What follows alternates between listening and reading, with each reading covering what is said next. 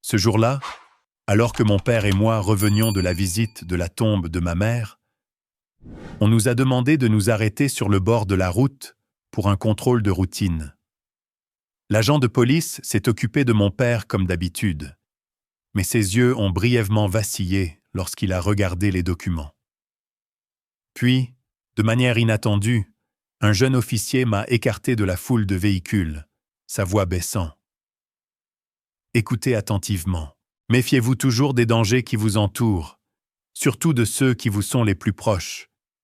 Méfiez-vous de la personne même qui, selon vous, vous protégera. » J'étais stupéfait, mon cœur battant. Pourquoi dirait-il cela? Faisait-il référence à mon père? Ce qui s'est passé ensuite m'a entraîné dans une vérité horrible, quelque chose que je n'avais jamais osé imaginer en 34 ans de vie. Mon nom est Owen Stanton, 34 ans, un entrepreneur autodidacte de Houston, Texas. Je suis le propriétaire de Prime Fit, une chaîne de salles de sport et de centres de remise en forme, une marque que j'ai construite avec sueur, larmes et d'innombrables nuits blanches. D'un jeune homme aux grands rêves et aux poches vides, j'ai fait de Prime Fit un symbole de force et de détermination dans cette ville. Chaque salle de sport est un morceau de moi. Des miroirs brillants et des poids lourds à chaque goutte de sueur sur les parquets. Mais si vous me demandez de quoi je suis le plus fier, je ne parlerai pas d'argent ou de gloire. Je vous parlerai de mon parcours. Un parcours sans personne pour me guider. Juste moi. Mes chutes et ma détermination à me relever. Mais aujourd'hui, assis dans le SUV avec mon père, je ne me sentais plus comme l'homme invincible que je suis habituellement. Les paroles de l'officier de police, Seth Meyer, d'après le nom sur sa poitrine, continuaient de tourbillonner dans mon esprit comme un avertissement sinistre. J'ai jeté un coup d'œil à mon père, Douglas Stanton, qui conduisait calmement, fredonnant une vieille chanson. À 60 ans, avec des cheveux poivre et sel et une silhouette grande et imposante, il portait toujours l'air digne d'un homme aguerri. Mon père est employé au tribunal des successions, respecté par la communauté. Il apparaissait toujours en costumes impeccables, avec un sourire calme et une voix chaleureuse et posée qui mettait facilement les gens en confiance. À Houston, on l'appelle Monsieur Stanton, un père modèle, un citoyen exemplaire, le genre d'homme que n'importe qui voudrait dans sa famille. Mais je sais que mon père n'est pas parfait. Il avait des moments de colère, des accès soudains quand j'étais jeune, surtout quand ma mère était encore en vie. Ma mère, la femme la plus douce que j'ai jamais connue, était toujours le pont entre mon père et moi. Elle est décédée il y a 5 ans, emportée par un accident vasculaire cérébral soudain. Depuis, il n'y a que mon père et moi, mais il y a toujours eu un fossé entre nous que ni l'un ni l'autre n'osait aborder. J'aime mon père. Je le respecte, mais parfois j'ai l'impression que quelque chose ne va pas. Une intuition vague, comme s'il cachait un secret. J'ai grandi dans une famille qui, de l'extérieur, semblait parfaite. Mon père était le pilier, ma mère la gardienne du foyer, et j'étais le fils obéissant qui étudiait bien et qui s'est ensuite élevé tout seul. Mais quand ma mère est décédée, les choses ont commencé à changer. J'ai remarqué que mon père devenait plus obsédé par l'argent, surtout à mesure que Prime Fit commençait à grandir. Il me demandait souvent des nouvelles de l'entreprise, des revenus, des actions, avec une curiosité que je n'avais jamais vue auparavant. Je pensais que c'était juste sa façon de montrer son inquiétude. Ou peut-être qu'il craignait que je trébuche dans le monde impitoyable des affaires. Mais après l'avertissement de l'agent aujourd'hui, je ne suis plus sûr. Je me souviens encore vivement du jour où ma mère est décédée. J'étais dans l'une de mes salles de sport, juste en train de signer le bail d'un nouvel emplacement, quand mon père m'a appelé. Sa voix tremblait. Un événement rare pour un homme qui semblait toujours avoir le contrôle. « Ta mère, Elle n'a pas survécu, Owen. Je me suis précipité à l'hôpital, mais il était trop tard. Elle gisait là, froide, son visage paisible comme si elle dormait. Mon père m'a serré dans ses bras en pleurant comme un enfant. C'était la première fois que je le voyais si vulnérable. Après les funérailles, il est devenu plus silencieux, mais a aussi commencé à s'immiscer davantage dans ma vie. Il m'a dit d'investir prudemment pour qu'il gère une partie de mes actifs afin d'éviter les risques. J'ai accepté, non pas parce que je suspectais quelque chose, mais parce que je lui faisais confiance. C'est mon père, l'homme qui m'a élevé, celui que j'ai toujours cru qu'il me protégerait jusqu'à la fin. Mais maintenant, alors que la voiture roulait vers la maison, les mots de l'officier Seth Mayer traversaient le brouillard dans mon esprit comme un couteau. J'ai regardé mon père, qui fredonnait toujours sa chanson, ses doigts tapotant le volant. « Papa, aujourd'hui au cimetière. As-tu remarqué quelque chose d'étrange ?» ai-je demandé, essayant de garder ma voix stable. Il s'est tourné vers moi, haussant un sourcil, un léger sourire traversant son visage. « Étrange ? Qu'est-ce qui est étrange, Owen ? Tu es toujours si suspicieux. » Il a ri légèrement, mais j'ai remarqué que ses yeux ne me rencontraient pas tout à fait.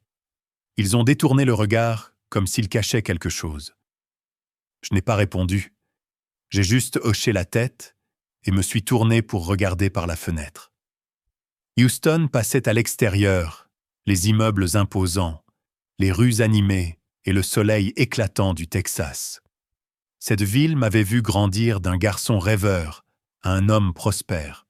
Mais maintenant, j'avais l'impression d'être à la croisée des chemins où tout ce en quoi j'avais jamais cru commençait à s'effondrer. J'ai fermé les yeux en essayant de secouer l'avertissement de l'officier Seth Mayer, mais cela s'accrochait à moi comme une ombre. Méfiez-vous de la personne même qui, selon vous, vous protégera. Ces mots étaient comme une pierre jetée dans un lac calme, remuant des remous de doute que j'avais essayé d'enterrer profondément. Au cours des derniers mois, des choses étranges s'étaient produites. Des signaux étranges que j'avais autrefois considérés comme de simples coïncidences, mais qui, une fois rassemblés, commençaient à peindre un tableau troublant. Tout a commencé il y a environ 6 mois, un après-midi chargé au bureau principal de PrimeFit. J'étais en train d'examiner les rapports de revenus quand mon téléphone a sonné. Une voix polie se présentant comme étant du cabinet d'investissement Horizon Capital m'a contacté. « Bonjour, Monsieur Stanton. Je suis Michael Reed. Nous avons entendu dire que vous envisagiez de vendre une partie des actions de PrimeFit.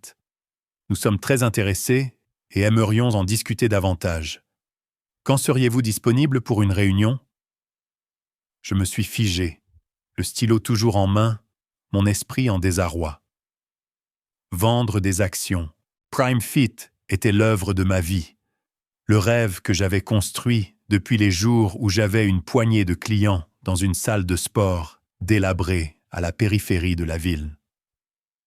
Je n'avais jamais envisagé de vendre, pas même une petite fraction.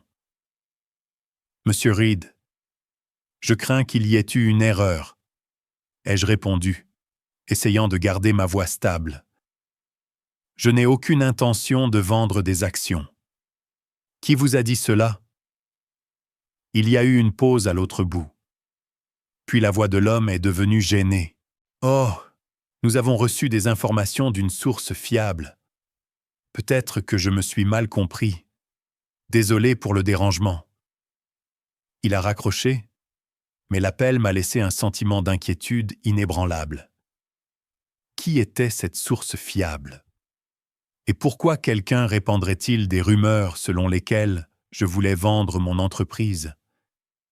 Ce n'était pas le seul incident. Quelques semaines plus tard, un homme d'âge moyen en costume gris s'est présenté à ma salle de sport principale au centre-ville de Houston.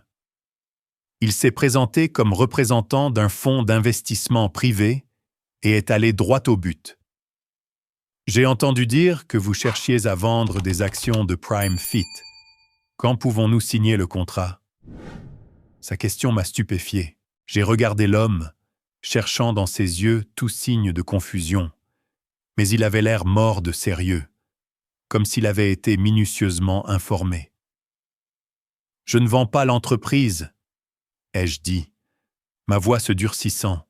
« Qui vous a dit que je voulais vendre ?» Il a haussé les épaules, affichant un sourire maladroit.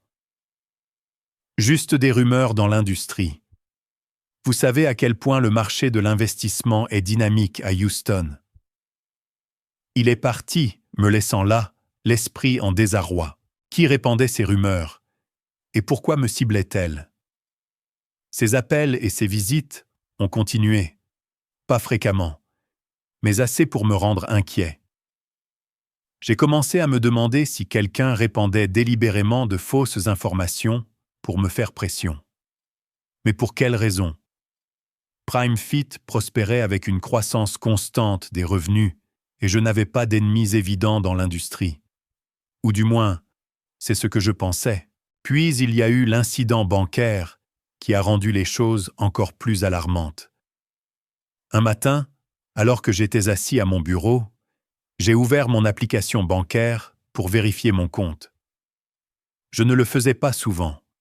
Mon travail me tenait suffisamment occupé. Mais quand j'ai regardé, quelque chose n'allait pas. Dans le relevé, il y avait plusieurs virements étranges. 5 000 $, 7 500 $, puis 1 000 $, retirés régulièrement chaque mois pendant les 3 derniers mois. Les montants n'étaient pas énormes par rapport à mes actifs, mais ce qui m'a glacé le sang, c'est que je n'avais pas effectué ces transactions. J'ai appelé la banque immédiatement, mon cœur battant. L'employé à l'autre bout du fil, d'une voix monotone, m'a expliqué « Monsieur Stanton, ces virements ont été effectués sous une procuration que nous avons reçue. Nous avons une copie numérisée de votre signature. Tout est légal. » J'ai exigé de voir le scan, et quand l'email est arrivé, je pouvais à peine croire mes yeux. La signature sur la procuration était identique à la mienne. Chaque trait, chaque courbe, comme si je m'étais assis et que je l'avais signé moi-même. Mais je savais avec certitude que je ne l'avais pas fait. Quelqu'un avait falsifié ma signature avec une précision terrifiante. Y a-t-il quelqu'un d'autre qui a accès à mon compte? Ai-je demandé, la voix tremblante.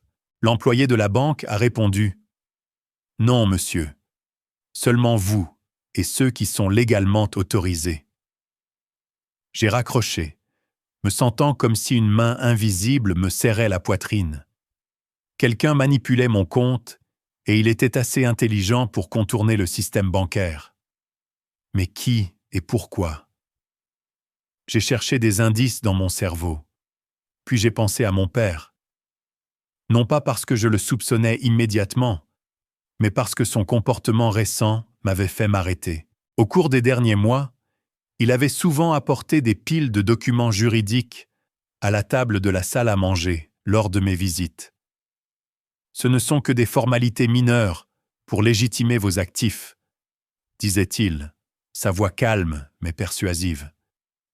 Signez-les, Owen. Je m'occuperai de tout. Les piles étaient épaisses de textes, remplies de jargon juridique complexe que je n'avais pas le temps de lire attentivement. À première vue, cela ressemblait à des contrats de procuration, mais je n'y avais jamais prêté beaucoup d'attention. Mon père avait toujours insisté « Tu es débordé par le travail. Laisse-moi gérer ça pour alléger ton fardeau. » Je hochais la tête, signais et pensais que c'était juste sa façon de m'aider. Mon père, l'homme respectable admiré par tout Houston, ne pourrait jamais rien faire de mal. Surtout pas à son propre fils, n'est-ce pas? Mais en y repensant maintenant, j'ai réalisé que quelque chose n'allait pas dans sa façon de parler de ces documents. Il évitait toujours de me regarder dans les yeux en me tendant les papiers, et sa voix, bien que chaleureuse, avait une légère urgence, comme s'il craignait que je pose plus de questions. Je me suis dit que c'était probablement juste de la cupidité, un désir de contrôler une partie de ma richesse, de se sentir à nouveau comme le patriarche de la famille. Après tout, il vieillissait et je savais qu'il était fier de mon succès. Bien que parfois cette fierté semblait teintée d'envie. Je n'ai jamais vu ça comme dangereux. Pas de mon père, l'homme qui m'a appris à lasser mes chaussures, qui m'a soutenu pendant mes jours les plus difficiles. Mais l'avertissement de l'officier Seth Meyer aujourd'hui a tout changé. J'ai commencé à rassembler les fragments, les appels étranges, les rumeurs sur la vente d'actions, les transactions bancaires mystérieuses et les piles de documents que mon père m'avait apportés. Étaient-elles toutes liées? Quelqu'un me ciblait-il délibérément? Ciblait PrimeFit? Ciblait tout ce dans quoi j'avais investi ma sueur? Et si les paroles de l'officier étaient vraies, la personne la plus proche de moi pourrait-elle être mon père? J'ai secoué la tête, essayant de dissiper cette pensée. Non, ce ne peut pas être. Mon père était la seule famille qui me restait, celui qui m'a soutenu quand ma mère est décédée. Mais alors je me suis souvenu de son regard fuyant, de la façon dont il insistait pour que je signe des documents que je n'avais pas lus attentivement. Un frisson m'a parcouru la colonne vertébrale. Je ne voulais pas y croire. Mais je ne pouvais m'empêcher de me demander, y avait-il quelque chose que j'ignorais sur mon père? L'homme que j'avais respecté pendant 34 ans cachait-il un secret? Je me suis levé et je suis sorti sur le balcon de mon appartement, regardant les lumières scintillantes de Houston. J'avais bâti un empire à partir de rien, mais maintenant j'avais l'impression d'être un animal piégé, ignorant où se cachait le prédateur. Je savais que je devais agir pour découvrir la vérité. Mais j'avais aussi peur. Peur que la vérité ne détruise tout ce en quoi j'avais jamais cru. La brise nocturne de Houston a balayé, emportant la chaleur caractéristique du Texas, mais elle n'a rien fait pour calmer la tempête qui faisait rage en moi. Je me suis appuyé contre la balustrade du balcon, mes mains serrées si fort que mes jointures sont devenues blanches. Les paroles de l'officier Seth Meyer résonnaient dans mon esprit, aussi aiguës qu'une lame. Méfiez-vous de la personne même qui, selon vous, vous protégera. Pourquoi avait-il dit cela? Et pourquoi, en me regardant, ses yeux étaient-ils si prudents, comme s'il savait quelque chose que je ne savais pas? J'ai fermé les yeux, essayant de rejouer les événements de cet après-midi. Le voyage pour visiter la tombe de ma mère, le moment où tout a commencé à dériver. Comme nous le faisions chaque année, mon père et moi nous sommes rendus au cimetière où repose ma mère. C'était une journée morose, le ciel gris pesant lourdement sur mon âme.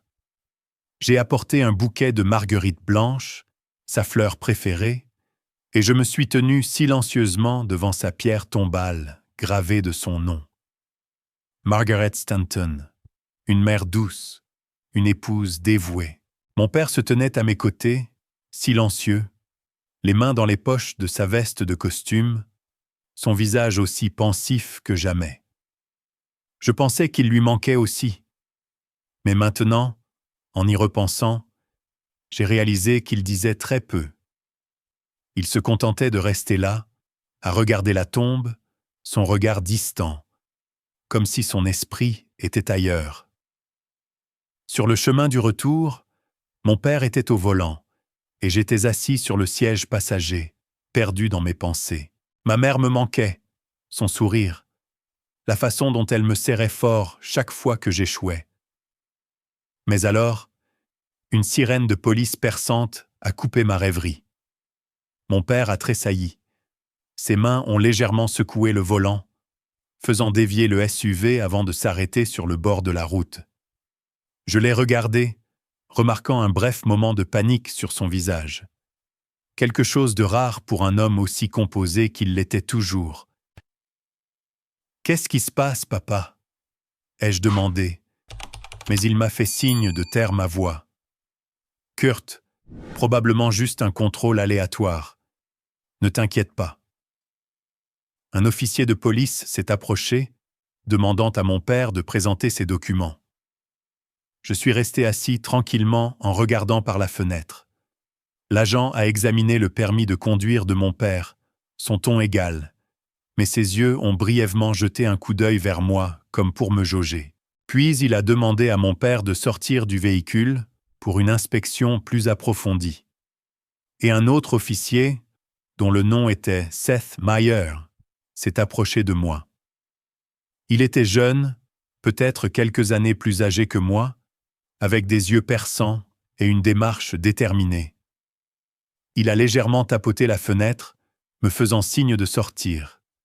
Je me suis conformé, n'y prêtant pas trop d'attention, pensant que c'était juste de routine. Mais lorsque je me suis retrouvé face à lui, au milieu du bourdonnement bruyant de l'autoroute, Seth Meyer a baissé la voix, murmurant presque « Écoute attentivement. Méfiez-vous toujours des dangers qui vous entourent, surtout de ceux qui vous sont les plus proches. Méfiez-vous de la personne même qui, selon vous, vous protégera. » Je me suis figé, mon cœur battant dans ma poitrine. « Qu'est-ce que tu veux dire ?» ai-je demandé, ma voix chancelante. Mais il n'a pas répondu. Il m'a juste regardé une fois de plus, son regard lourd de sens inexprimé, puis s'est détourné, me laissant là, l'esprit en ébullition. J'ai jeté un coup d'œil à mon père, qui parlait à l'autre officier, son calme habituel retrouvé. Il a souri, a tapoté l'épaule de l'officier comme s'ils étaient de vieux amis. Mais je ne pouvais pas me débarrasser de mon malaise. Que savait Seth Meyer de moi? De mon père? Pourquoi avait-il choisi ce moment précis pour m'avertir? Alors que nous remontions dans la voiture et poursuivions notre route, je n'arrivais pas à parler. Mon père fredonnait une vieille chanson, agissant comme si de rien n'était. Mais je sentais une distance invisible grandir entre nous. Je voulais lui demander de crier que j'avais besoin de réponses. Mais je ne pouvais pas. Comment pouvais-je confronter le père qui m'avait élevé, l'homme que j'avais toujours respecté? Pourtant, les paroles de Seth Meyer avaient planté une graine de doute dans mon cœur, et elle grandissait de minute en minute. Maintenant, debout sur le balcon, j'avais l'impression d'être au bord de la vérité et de la tromperie. Les signaux étranges des derniers mois, les appels des banques, les rumeurs sur mon désir de vendre des actions, les transactions mystérieuses sur mon compte et les piles de documents que mon père m'avait apportés, tout semblait être des pièces d'un puzzle que je n'étais pas prêt à affronter. Mais l'avertissement de Seth Meyer a été la goutte d'eau qui a fait déborder le vase. Je ne pouvais plus faire semblant que tout allait bien. Je devais connaître la vérité, aussi douloureuse soit-elle. Je suis retourné à l'intérieur, j'ai pris mon téléphone et j'ai ouvert mes contacts. J'ai fait défiler jusqu'à Connor Caldwell, un vieil ami de collège qui était maintenant avocat dans un petit cabinet réputé de Houston. Connor n'était pas seulement vif, il était honnête, une qualité rare dans un monde plein de calculs. J'ai envoyé un bref message. « Connor, j'ai besoin de te rencontrer. C'est sérieux. Demain matin au travail. » Le message envoyé, je me suis affalé sur le canapé, sentant le poids du monde sur mes épaules. Je ne savais pas ce que j'allais découvrir en commençant à enquêter sur ces soupçons. Peut-être que Seth Meyer s'était trompé. Peut-être que ce n'était qu'une série de coïncidences. Mais au fond, je savais que je ne pouvais pas l'ignorer. Si quelqu'un essayait de me manipuler, essayait de me prendre ce que j'avais construit de mes propres mains, je devais le trouver. Et si, juste si, cette personne était mon père, je n'osais pas terminer la pensée. Mais je savais que je n'avais pas d'autre choix. J'ai regardé par la fenêtre. les lumières de Houston scintillant toujours comme pour me mettre au défi d'agir. J'ai pris une profonde inspiration, essayant de me calmer. Demain, je commencerai. Je découvrirai la vérité, peu importe où elle mènera.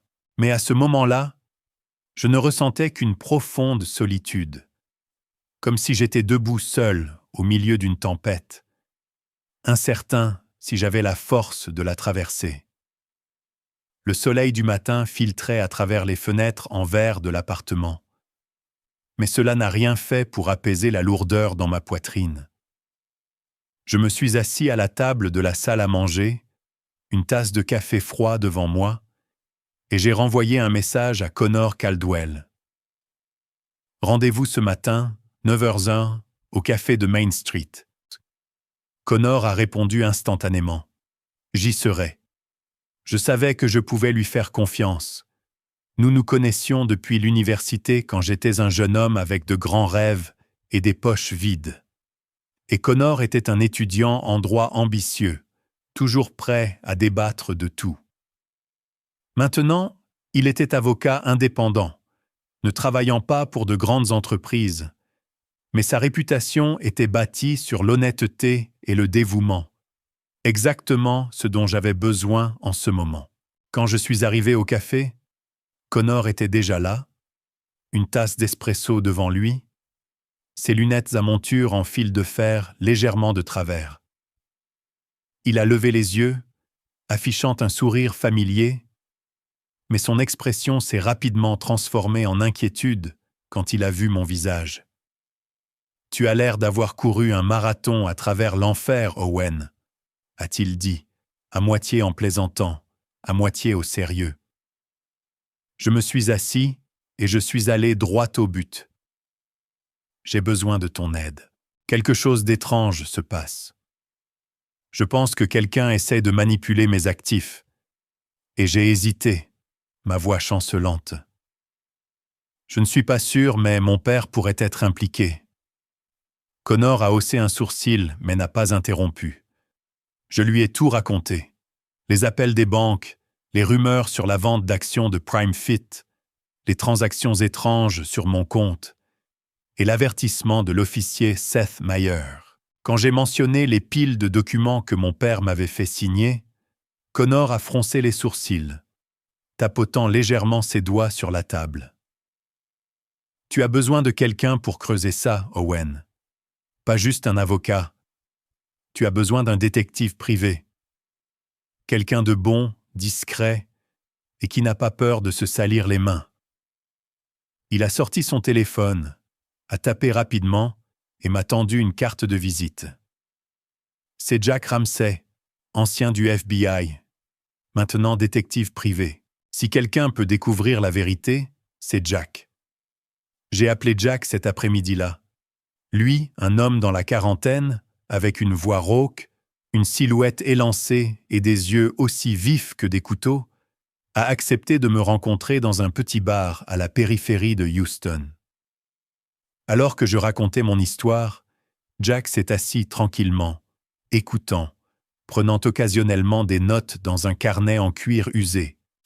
« J'aurais besoin d'accéder à vos comptes bancaires et à ces documents que votre père vous a fait signer, » a-t-il dit, sa voix stable mais autoritaire. « Si quelqu'un joue sale, je le trouverai. Mais vous devez vous préparer. La vérité n'est pas toujours agréable. » Pendant les 2 semaines suivantes, j'ai vécu dans un brouillard, à moitié éveillé, à moitié endormi. Chaque jour, j'attendais des nouvelles de Jack, tout en essayant de maintenir les activités de PrimeFit. Mais chaque fois que mon téléphone sonnait, mon cœur battait, incertain si c'était l'appel qui changerait tout. Puis un soir, Jack m'a convoqué à son bureau, une petite pièce encombrée qui sentait la fumée de cigarettes et le café rassis.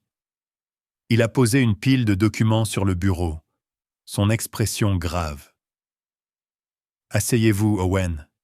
Il y a des choses que vous devez savoir. » Les premières conclusions de Jack m'ont glacé le sang. Il a découvert qu'une partie de mes actifs avait été transféré discrètement par le biais de transactions complexes déguisées en investissements dans des sociétés obscures. L'argent de mon compte personnel, ces retraits de 5 000 $ à 1 000 $ que j'avais remarqués, n'avaient pas simplement disparu au hasard. Ils étaient systématiquement acheminés vers un compte appartenant à une société appelée Silver Oak Holdings. Le front de Jack se plissa alors qu'il pointait le nom de l'entreprise. « Ah, j'ai creusé plus profondément. Silver Oak est une société écran créée pour dissimuler les flux d'argent. Et devinez qui y est lié. » J'ai secoué la tête, bien qu'un sentiment de déclin commençait déjà à se former dans mon estomac. Jack a continué, sa voix basse. « Le nom de votre père, Douglas Stanton, apparaît dans les documents d'enregistrement de l'entreprise. » J'ai senti le sang dans mes veines se transformer en glace. « Mon père ?» ai-je murmuré, ma voix à peine audible. Jack a hoché la tête, me glissant une pile de papier. « Ce n'est pas tout. J'ai trouvé quelque chose d'encore plus troublant. Un rapport médical déposé auprès du tribunal il y a quelques mois affirme que vous présentez des signes d'instabilité mentale. Ce document a été utilisé pour demander au tribunal d'envisager de nommer un tuteur légal pour vos actifs. Et devinez qui est nommé comme tuteur. Douglas. » Encore une fois, j'ai serré les poings, mes ongles s'enfonçant dans mes paumes. Un faux rapport médical. Instabilité mentale. J'étais un entrepreneur de 34 ans dirigeant une chaîne de salles de sport d'une valeur de plusieurs dizaines de millions, sans antécédent de problèmes mentaux. Pourtant, quelqu'un, et tous les signes pointaient maintenant vers mon père, avait fabriqué une histoire pour me priver du contrôle de mes actifs. J'ai regardé Jack, luttant pour garder ma voix stable. « Y a-t-il autre chose ?» Jack a tourné une autre page des documents. « Les formulaires de procuration avec votre signature. J'en ai fait analyser quelques-uns. Les signatures sont falsifiées, très sophistiquées. Mais un expert en calligraphie a confirmé qu'elles ne sont pas les vôtres. » Il a fait une pause, me regardant dans les yeux. « Owen, quelqu'un essaie de vous manipuler et tous les signes pointent vers votre père. » Je me suis assis là, sentant le monde s'écrouler sous moi. Mon père, l'homme qui m'avait appris à lancer un ballon de basket, qui m'avait soutenu à l'enterrement de ma mère. Pourrait-il être derrière tout cela? Je ne voulais pas y croire. Tout n'était encore que des pièces, ce que Jack appelait des preuves circonstancielles. Il n'y avait aucune preuve directe impliquant mon père. Aucune lettre ou enregistrement le désignant clairement comme le coupable. Mais les pièces s'assemblaient trop parfaitement, trop neatly pour être de simples coïncidences. J'ai décidé de creuser plus profondément moi-même. J'ai demandé à la banque de m'envoyer des relevés détaillés de toutes les transactions de l'année écoulée. Quand ils sont arrivés, j'ai passé une nuit entière à examiner chaque ligne, chaque chiffre. Et là, c'était des fonds de mon compte transférés à Silver Oak Holdings, la société que Jack avait dit être liée à mon père. J'ai rappelé la banque pour demander plus de détails sur les documents de procuration. Ils m'ont envoyé des scans, et cette fois, je les ai examinés de près. La signature était étrangement identique à la mienne, mais en y regardant de plus près, j'ai remarqué un petit détail. Un léger tremblement dans le trait final, quelque chose que ma vraie signature n'avait jamais. J'ai envoyé les scans à un autre expert en calligraphie, et le résultat l'a confirmé. Falsifié. Je me suis assis silencieusement dans mon appartement, les lumières de Houston scintillant toujours dehors. Mais elles ne m'inspiraient plus. Elles ressemblaient à des yeux qui me regardaient, attendant mon prochain mouvement. J'ai pensé à mon père, à son regard fuyant, à la façon dont il insistait toujours pour que je le laisse tout gérer. J'ai pensé à ma mère, à ses derniers jours, et je me suis demandé s'il y avait quelque chose que j'avais manqué, quelque chose qui pourrait expliquer tout cela. Mais surtout, j'ai pensé à l'avertissement de Seth Meyer.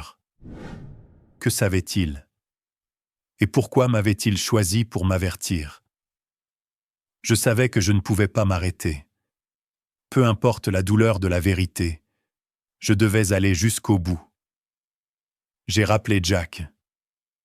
Creusez plus profondément, Jack, ai-je dit, ma voix plus ferme que jamais. J'ai besoin de preuves solides. Si mon père est vraiment derrière tout ça, je veux tout savoir. Jack a hoché la tête au téléphone, son ton calme. Je le trouverai, Owen. Mais sois prêt. Ce que nous allons découvrir ensuite n'est peut-être pas seulement une question d'argent. J'ai raccroché, sentant que j'avais franchi une ligne dont il n'y avait pas de retour possible. Je ne savais pas ce qui m'attendait, mais une chose était sûre, je ne laisserais personne, pas même mon père, me prendre ce que j'avais construit. Et s'il était vraiment derrière tout ça, je le confronterais, même si cela me brisait le cœur. Dans les jours qui ont suivi mon appel à Jack, j'ai vécu comme si j'étais prise entre deux mondes. L'un où j'étais Owen Stanton, l'entrepreneur confiant derrière l'empire Prime Fit, et l'autre où j'étais un fils doutant du père que j'avais vénéré pendant 34 ans. Chaque matin, je me réveillais en espérant que ce n'était qu'un cauchemar. Mais chaque nuit, quand Jack Ramsay appelait, les pièces de la vérité devenaient plus nettes, plus claires et plus douloureuses. Jack a arrangé de me rencontrer à son bureau un soir tard, alors que le ciel de Houston brûlait d'orange. La pièce était aussi encombrée qu'avant, empilée de dossiers et lourde de l'odeur de café rassis. Mais cette fois, Jack ne s'est pas assis. Il s'est tenu debout, les mains appuyées sur le bureau, son expression lourde de ce qui semblait être un terrible secret. « Owen !» a-t-il dit, sa voix si basse qu'elle m'a donné un frisson dans le dos. J'ai fouillé dans les dossiers de votre père au tribunal des successions. Et ce que j'ai trouvé, ce n'est pas facile à dire. Il m'a fait glisser une épaisse pile de documents, des pages remplies de textes et de sceaux juridiques. Douglas Stanton n'est pas seulement l'employé modèle du tribunal des successions, a commencé Jack, sa voix stable mais glaciale. C'est un fraudeur systématique. Depuis plus de 2 décennies, il a exploité sa position au tribunal des successions pour falsifier des testaments et détourner des actifs des défunts. Des personnes sans personne pour les protéger, sans famille pour poser des questions. Il y a au moins 3 cas documentés, mais je parierais qu'il y en a plus.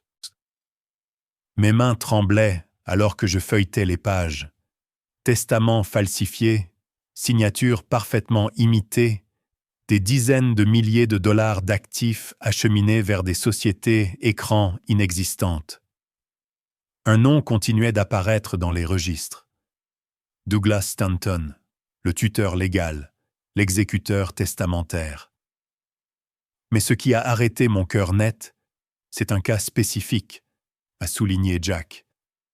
Cette femme, Helen Carter, a-t-il dit, pointant une page.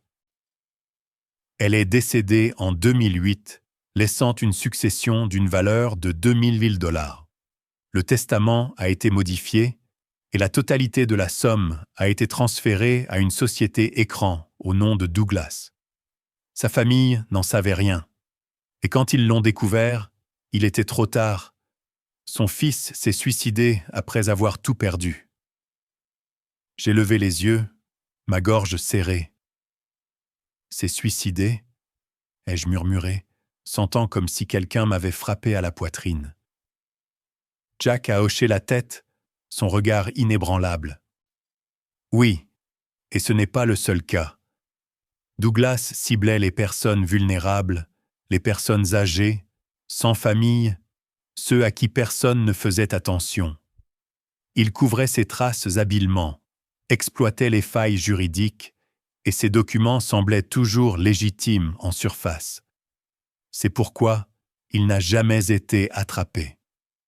Je me suis affalé sur la chaise, mon esprit en désarroi. Le père que j'avais admiré, l'homme que tout Houston appelait Monsieur Stanton, était un escroc impitoyable. Je me souvenais de lui se tenant devant le miroir, ajustant sa cravate, affichant son sourire calme avant de se rendre au travail. Je me souvenais de la façon dont il me tapotait l'épaule, disant que j'étais sa fierté et sa joie. Était-ce tout un acte? Un masque parfait cachant sa vraie nature? Jack n'avait pas fini. Il a sorti un autre document. Cette fois, un rapport interne d'une agence d'enquête financière. Douglas est dans le viseur du FBI depuis des années. Il dit qu'ils enquêtent discrètement. Mais il est trop prudent, ne laissant aucune preuve directe.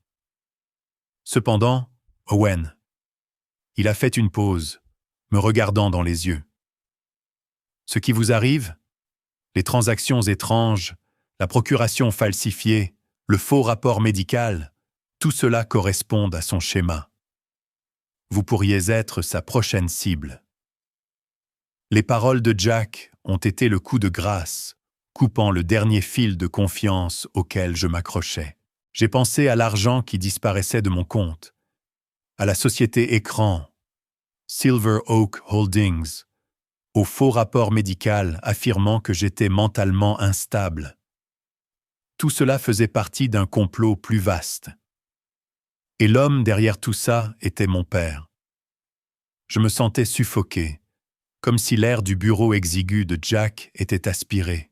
« Pourquoi ?» ai-je demandé, ma voix enrouée. « Pourquoi me ferait-il ça?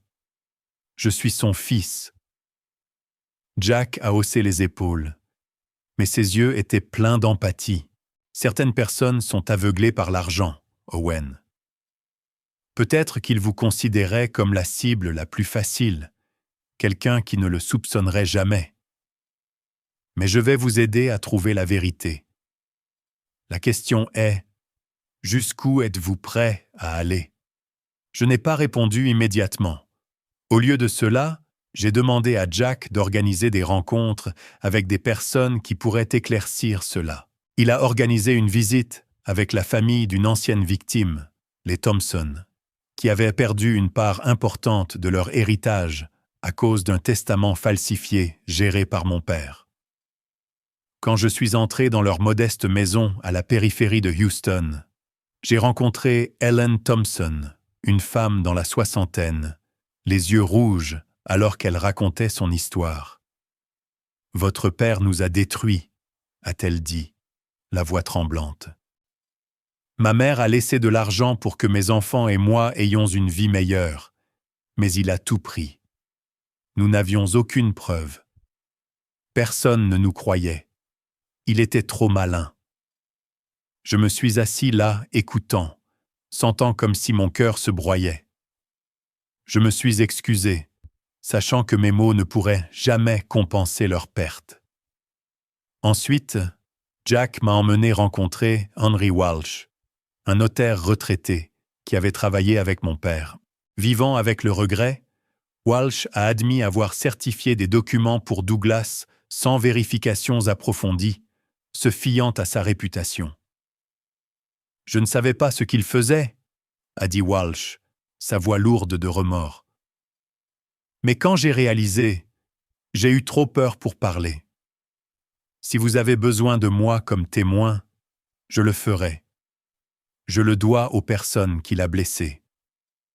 Je suis rentré à mon appartement tard ce soir-là, mon esprit rempli de pièces que je ne pouvais plus nier. Mon père avait orchestré un plan parfait, utilisant un faux rapport médical pour que le tribunal me prive du contrôle de mes actifs, transférant les actions de PrimeFit par le biais de la société écran Silver Oak, et influençant même certains membres de mon conseil d'administration, des personnes que j'avais récemment remarquées agir étrangement, évitant les discussions sur l'avenir de l'entreprise.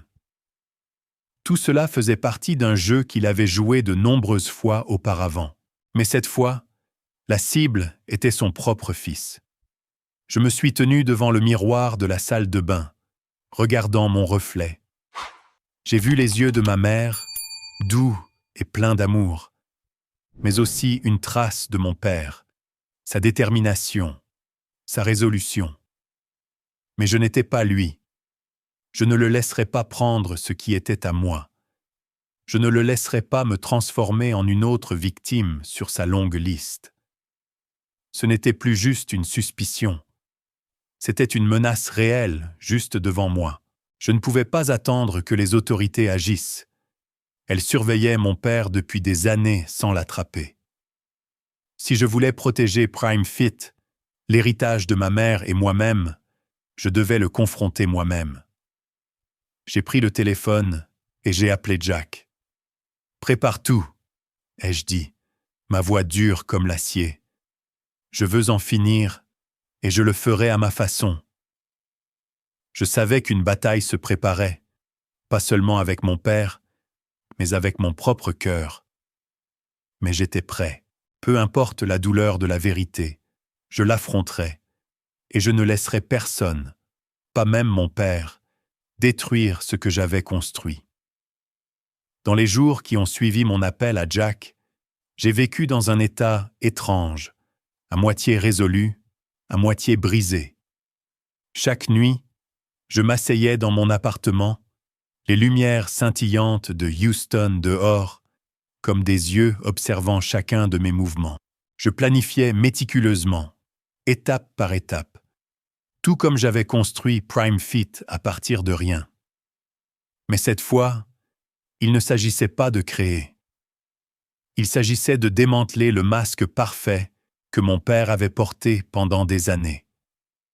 L'opportunité s'est présentée lorsque mon père m'a appelé pour m'inviter à sa cérémonie de retraite, un événement somptueux dans un centre de conférence au centre-ville de Houston. Douglas Stanton devait être honoré en tant que citoyen exemplaire, employé dévoué du tribunal des successions, père respectable. J'ai regardé l'invitation, la photo de lui souriant chaleureusement, et j'ai senti mon estomac se tordre. Ce serait sa scène finale, et je serais celui qui tirerait le rideau. J'ai travaillé avec Jack pour rassembler toutes les preuves nécessaires. Dans mon attaché-case en cuir se trouvaient des documents que j'avais examinés des dizaines de fois.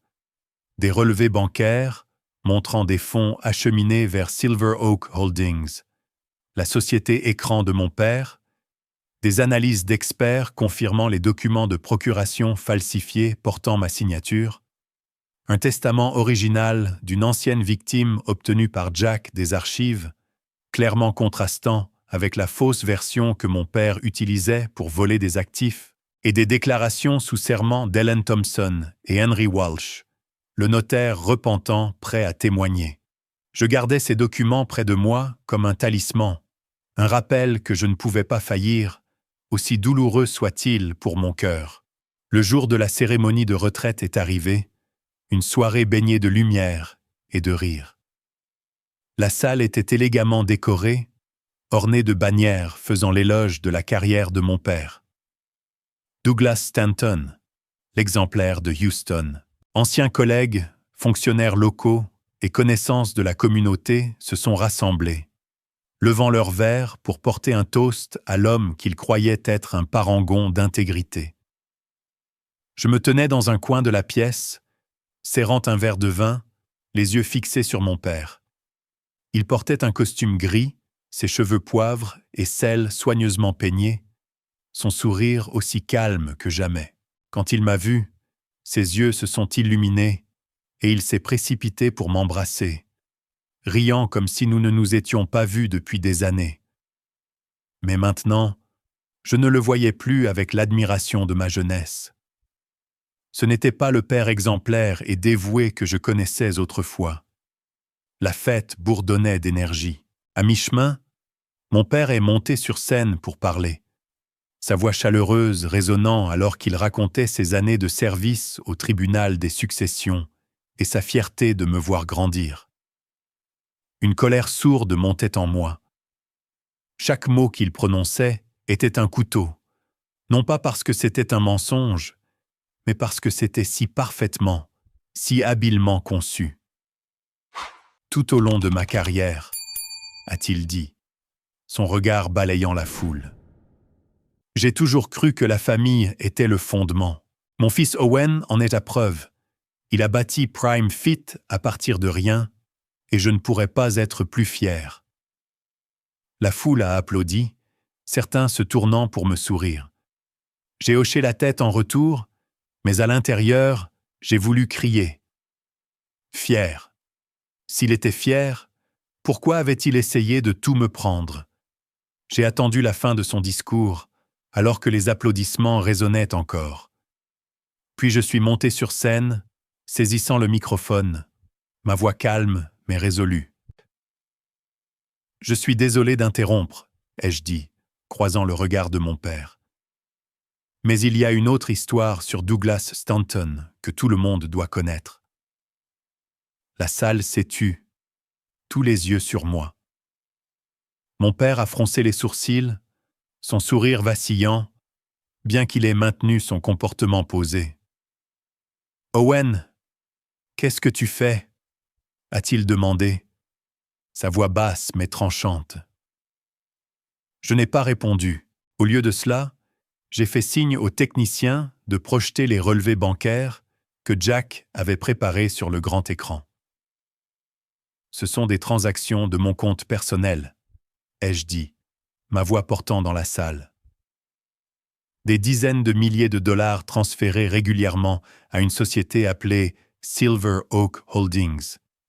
Qui est derrière cette société? Douglas Stanton. La foule a commencé à murmurer, certains jetant des regards interrogateurs à mon père. Il se tenait droit, les mains dans les poches, sa voix toujours calme. « Owen, tu te trompes. C'est juste un malentendu.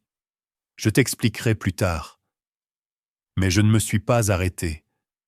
J'ai continué à afficher l'analyse calligraphique. Ce sont des documents de procuration que j'aurais soi-disant signés, autorisant le transfert de mes actifs. Mais les experts ont confirmé. Les signatures sont falsifiées. Les murmures sont devenus plus forts, comme une vague commençant à gonfler. J'ai montré le testament original d'Helen Carter, juxtaposé à la version falsifiée que mon père avait utilisée. C'est la preuve qu'il a falsifié des testaments, volant des actifs à ceux qui ne pouvaient plus se défendre. La salle a éclaté de murmures et de regards choqués. Pour la première fois, le calme de mon père s'est fissuré. Il s'est approché de moi, sa voix basse mais menaçante. « Owen, arrête ça maintenant. Tu détruis la réputation de notre famille. Qu'est-ce que tu crois faire ?» J'ai regardé dans ses yeux, cherchant une trace de remords, un soupçon de l'homme que j'avais autrefois aimé. Mais tout ce que j'ai vu, c'était de la colère et de la panique. « Je fais ce que tu n'as jamais fait, papa, » ai-je répondu, ma voix froide. « Je dis la vérité. » Il a essayé de reprendre le contrôle, se tournant vers la foule, sa voix tremblante mais jouant toujours la victime. C'est une campagne de diffamation. J'ai consacré ma vie à Houston, et maintenant mon fils, en raison de malentendus, essaie de me ruiner. Quelques personnes ont hoché la tête comme si elles étaient prêtes à le croire. À ce moment-là, les portes de la salle se sont ouvertes en grand, les gonds grinçant comme pour déchirer l'atmosphère tendue. Un groupe d'hommes en costume noir portant des badges du FBI est entré. À leur tête se trouvait Seth Meyer, l'officier qui m'avait averti sur l'autoroute. Il s'est avancé sur scène, sa voix glaciale. « Douglas Stanton, nous avons un mandat d'arrêt contre vous pour falsification, fraude financière et détournement d'actifs. Vous avez le droit de garder le silence. Tout ce que vous direz pourra et sera utilisé contre vous devant un tribunal. » J'ai regardé mon père, mon cœur battant, son visage déjà tordu de colère, est devenu pâle alors que l'équipe du FBI approchait. Il a reculé, les yeux écarquillés comme s'il n'arrivait pas à croire ce qui se passait. « Vous faites une erreur !» a-t-il crié, sa voix brisée, ne maintenant plus son calme habituel. « Je suis Douglas Stanton. Je n'ai rien fait de mal. » Mais alors que 2 agents lui prenaient dans les bras, le clic aigu des menottes a coupé l'air comme une lame. Il s'est débattu, se tournant vers moi, ses yeux flamboyants d'un mélange de désespoir et de haine. « Owen, tu as fait ça à ton propre père. Tu vas le regretter, traître. » Ces mots m'ont transpercé la poitrine comme un couteau. Mais je suis resté là, immobile, regardant alors qu'il était escorté hors de la salle. La foule était stupéfaite, certains se couvrant la bouche, d'autres détournant le regard, incapables d'assister à la chute en disgrâce de M. Stanton, le symbole de l'intégrité. Seth Meyers s'est arrêté à côté de moi, posant une main sur mon épaule, sa voix basse mais ferme.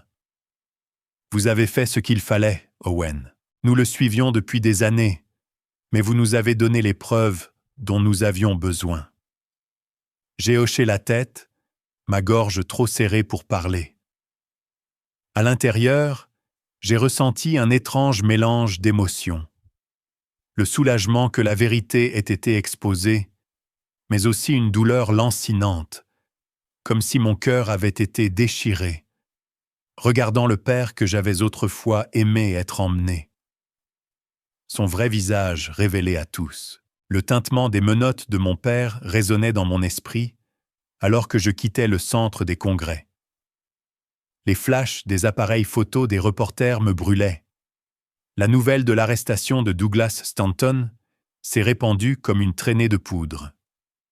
Dès le lendemain matin, les principaux journaux de Houston étaient placardés de titres.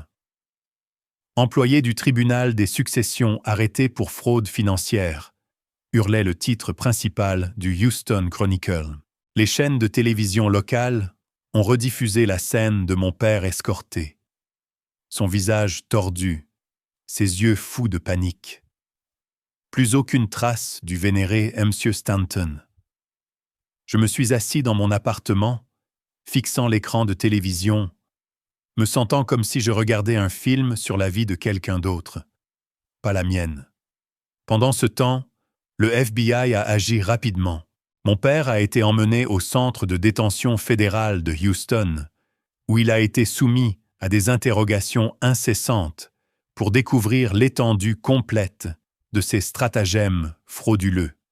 Ses comptes bancaires ont été gelés, des comptes personnels aux comptes liés à des sociétés écrans comme Silver Oak Holdings. Son bureau au tribunal des successions a été fouillé, des documents et des ordinateurs saisis. J'imaginais des agents du FBI feuilletant des piles de dossiers, chaque cachet dont mon père était autrefois fier servant maintenant de preuve contre lui. Les propriétés en son nom, une maison de vacances à Galveston, un appartement à Dallas ont également été gelés dans l'attente de l'enquête. Chaque détail rapporté dans la presse semblait être un autre couteau qui se retournait dans mon cœur. Le FBI a commencé à convoquer les anciennes victimes de mon père. Ellen Thompson, qui avait partagé la douleur de sa famille avec moi, a été parmi les premières à accepter de témoigner. Mais il y en avait d'autres, des visages que je n'avais jamais connus, des gens trop effrayés ou impuissants pour parler auparavant. Un homme âgé qui a perdu sa seule maison, une mère célibataire, privée d'un héritage destiné à soutenir ses enfants. Ils ont émergé, portant des histoires déchirantes sur la dévastation que mon père avait causée. Chaque témoignage était une autre pièce du sombre caractère de son vrai moi. Entre-temps, j'ai travaillé avec Connor Caldwell pour reprendre le contrôle de Prime Fit et de mes actifs. Les documents de procuration falsifiés ont été annulés et les transactions illicites inversées. Assis dans le bureau de l'avocat, signant des papiers pour rétablir la propriété des actions de mon entreprise, j'ai eu l'impression de récupérer des morceaux de mon âme. Mais même si PrimeFit était de retour entre mes mains, il n'y avait aucune joie dans la victoire. Au lieu de cela, il y avait un vide froid là où les liens familiaux existaient autrefois. Puis un après-midi, alors que j'étais dans le bureau de Jack Ramsay, Seth Meyer est apparu avec une nouvelle pile de documents. Il s'est assis, son expression lourde, et m'a fait glisser les papiers. « Owen, tu dois lire ça, mais prépare-toi. » J'ai pris les documents, mes mains tremblant, ne sachant pas ce qui pouvait être pire que ce que je savais déjà. Mais en tournant la première page, le monde a semblé s'effondrer à nouveau. Parmi la liste des victimes de mon père se trouvait un nom que je ne m'attendais jamais à voir. Margaret Stanton, ma mère. J'ai levé les yeux vers Seth, ma voix brisée. Non, ce n'est pas possible. Ma mère? Seth a hoché la tête, ses yeux pleins d'empathie. Avant que ta mère ne décède, elle a rédigé un testament, te laissant un fonds fiduciaire et quelques actions. Douglas a falsifié des documents et a tout détourné à son profit. Tu ne le savais pas parce qu'il avait si parfaitement dissimulé cela. Je me suis senti suffoqué, comme si l'air dans la pièce avait été aspiré. Pendant les 5 dernières années, je pensais que ma mère ne m'avait laissé que des souvenirs, des lettres manuscrites et son doux sourire. Je n'avais aucune idée qu'elle avait essayé de sécuriser mon avenir, seulement pour que mon père, l'homme qu'elle aimait et en qui elle avait confiance, le lui vole. La douleur était comme une lame de rasoir. Pas seulement à cause de la trahison de mon père, mais parce que ma mère, la femme que j'aimais le plus, était aussi sa victime. Je me suis assis là, la tête entre les mains, essayant de ne pas crier. Jack m'a posé une main sur l'épaule, sa voix basse. « Je sais que ça fait mal, Owen, mais tu as fait ce qu'il fallait en le dénonçant, pas seulement pour toi, mais pour tous les autres, y compris ta mère. » Des mois plus tard, le procès de Douglas Stanton a eu lieu au palais de justice fédéral de Houston, attirant l'attention nationale. Mon père a fait face à une litanie d'accusations. Fraude électronique, fraude postale, falsification, usurpation d'identité et complot en vue de commettre une fraude. La salle d'audience était bondée de journalistes, d'avocats et de personnes qui le connaissaient autrefois comme le héros de Houston. Je me suis assise au premier rang, le cœur lourd, le regardant se tenir au pupitre de la défense.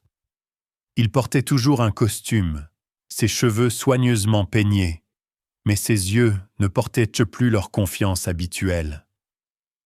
Au lieu de cela, il y avait de la lassitude et une pointe de quelque chose comme du regret, ou peut-être juste du désespoir d'être acculé.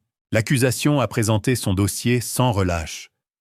Ils ont projeté des relevés bancaires, des documents de procuration falsifiés, des testaments modifiés et des témoignages de victimes à l'écran. Ellen Thompson s'est levée, sa voix tremblante mais résolue, racontant comment mon père avait volé l'avenir de sa famille. Henry Walsh, le notaire, a admis son rôle et a désigné mon père comme le cerveau. Puis ce fut mon tour. J'ai prêté serment, les yeux de mon père sur moi, un mélange de supplication et de haine. J'ai tout raconté, les transactions suspectes, le faux rapport médical et la vérité dévastatrice sur ma mère. Chaque mot semblait un couteau, poignardant non seulement lui, mais aussi moi-même.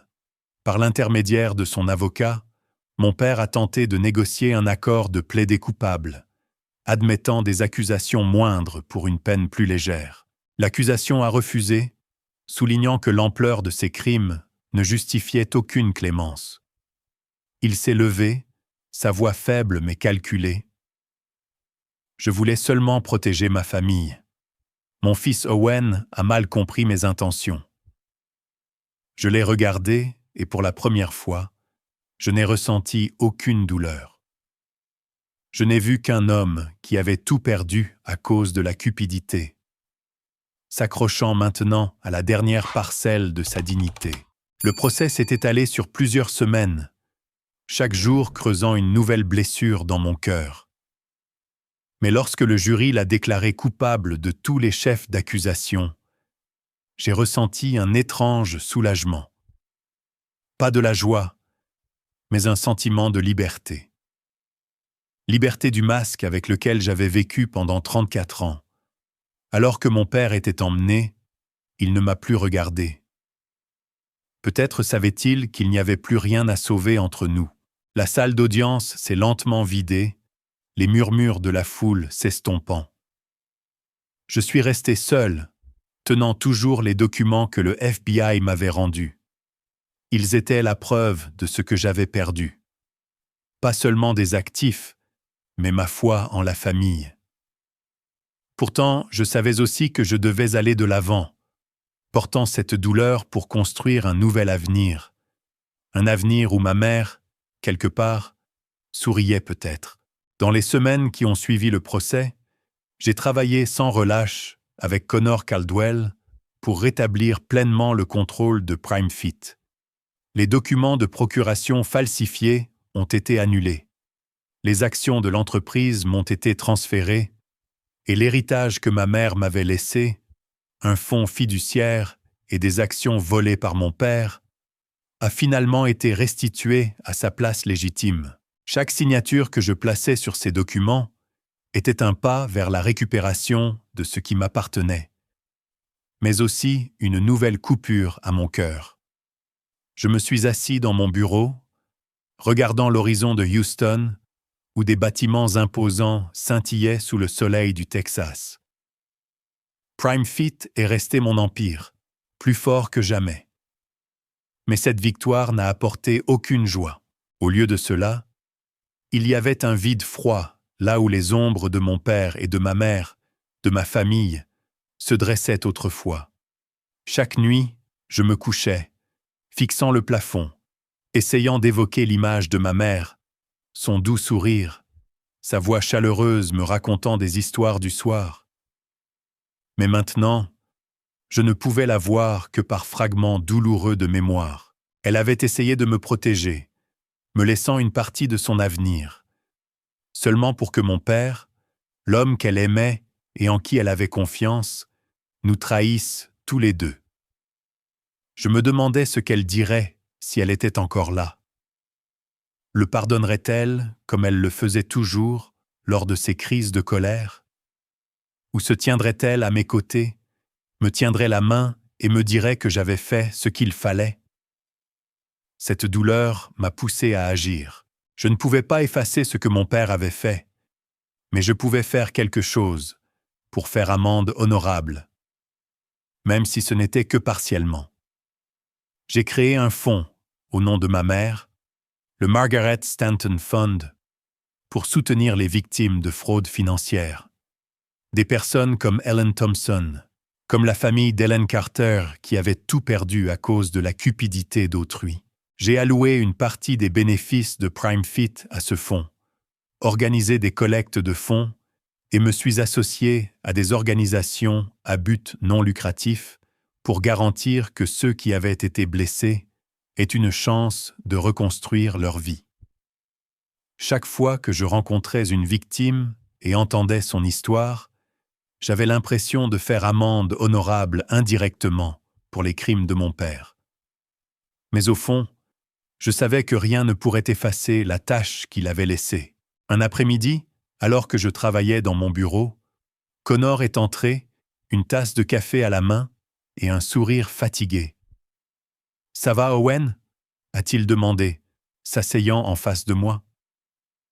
J'ai haussé les épaules, ne voulant pas répondre. Comment pourrais-je aller bien quand le père que je vénérais autrefois est en prison et que la mère que j'aime s'est avérée être l'une de ses victimes? Connor m'a posé une main sur l'épaule, sa voix basse. Tu as fait ce que la plupart des gens n'oseraient pas faire. Tu as affronté la vérité, aussi douloureuse soit-elle. C'est de la force, Owen. Force? J'ai répété le mot dans ma tête, mais il semblait creux. Je ne me sentais pas fort. Je me sentais épuisé, comme un soldat survivant d'une bataille, portant des cicatrices qui ne guériraient jamais. Mais Connor avait raison sur une chose. J'avais affronté la vérité. Et cette vérité m'avait appris une leçon sévère. Le sang ne garantit pas la loyauté. La vraie famille n'est pas une question de sang partagé. Ce sont ceux qui ne vous trahissent pas. Des gens comme Connor, comme Jack, comme les employés de Prime Fit qui m'ont soutenu quand tout s'est effondré. C'était ma nouvelle famille, et je les protégerais comme j'aurais aimé que ma mère soit protégée. J'ai entendu des mises à jour sur mon père de la part de Seth Mayor. Il était toujours au centre de détention fédérale en attente de sa sentence finale. Seth a dit qu'il essayait toujours de négocier, contactant des avocats pour négocier un accord de plaider coupable, dans l'espoir d'une peine plus légère. Une partie de moi n'était pas surprise. Mon père était toujours rusé, savait toujours comment se faufiler à travers les mailles. Je ne savais pas s'il réussirait, mais je savais une chose. Je n'avais plus peur de lui. Qu'il parvienne à réduire sa peine ou qu'il trouve un moyen de revenir, j'étais assez fort pour lui faire face. Je n'étais plus le garçon qui le considérait comme un héros. J'étais Owen Stanton, l'homme qui avait construit Prime Fit à partir de rien, qui avait survécu à la plus grande trahison de sa vie. Je me suis levé et je suis allé au balcon, regardant Houston, s'enfoncer dans le coucher du soleil. Les lumières de la ville vacillaient, n'étant plus des yeux qui me défiaient, mais maintenant de petites flammes me rappelant que j'avais encore un avenir à construire. J'ai pensé à ma mère, à ce qu'elle voulait que je devienne. Un homme fort, mais qui savait aussi aimer et pardonner. Je n'étais pas prêt à pardonner à mon père, et peut-être que je ne le serais jamais. Mais je pouvais me pardonner de lui avoir fait confiance trop longtemps, de ne pas avoir vu la vérité plus tôt. J'ai pris une profonde inspiration, sentant l'air frais du soir du Texas. La route devant moi ne serait pas facile. Les blessures dans mon cœur saignaient encore, et l'ombre de mon père ferait toujours partie de moi. Mais je savais que je continuerais, non pas parce que j'étais fort, mais parce que je devais le faire. Pour ma mère, pour les victimes de mon père, et pour moi-même. J'ai regardé la ville et je me suis murmuré. Le sang ne fait pas tout. La famille, ce sont ceux qui ne vous trahissent pas. Avec cette pensée, je me suis retourné, prêt à affronter tout ce qui allait arriver.